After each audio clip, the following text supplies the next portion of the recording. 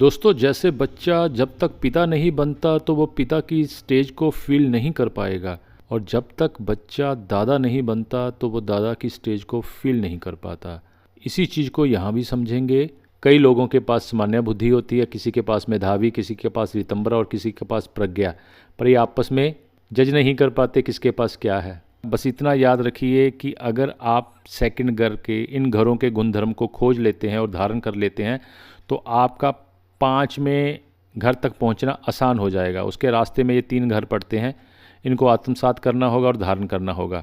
5 से अगर 9 तक जाना है तो ये 3 घरों को आत्मसात करना होगा, धारण करना होगा। 9 से फिर वहाँ तक साइकिल पूरा करना है, जो आपकी बुद्धि प्रज्ञा में कन्वर्ट हो जाए, तो ये 3 घरों को आत्मसात करना होगा और धारण करना होगा। दोस्तों, अगर त्रिकोण बनती है तो त्रिकोण में 2 घर त्रिकोण के आते हैं और 1 घर केंद्र का आता है। अगर केंद्र को आधा कर देते हैं तो ये 4 त्रिकोण बन गए। तो ये हमारी 4 बुद्धि के प्रकार हैं। इसको हटा देते हैं। यहाँ से शुरू होता है सफ़र सामान्य बुद्धि का। ज्ञान का संग्रह है जो रोज़मर्रा के जीवन में तर्क और निर्णय लेने की क्षमता है। यह सिर्फ दुनियावी ज्ञान और इंद्रियों तक सीमित है।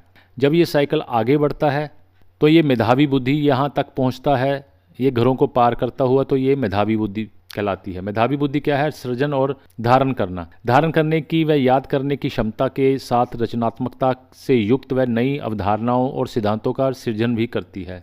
और जब यहाँ से ये साइकिल यहाँ चलता है, इन घरों को आत्मसात करता हुआ व्यक्ति और इन घरों को धारण करता हुआ यहाँ पहुँचता है, तो ये रितंबरा बुद्धि कहलाती है। रितंबरा क्या है? सत्य का बोध।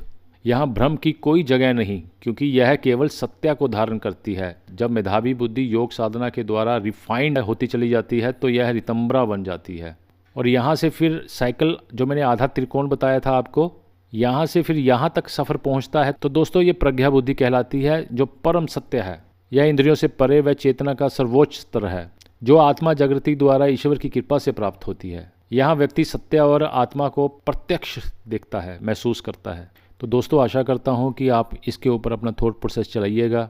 आज के वीडियो में इतना ही। शुभकामनाएं। Thank you. सत श्री अकाल।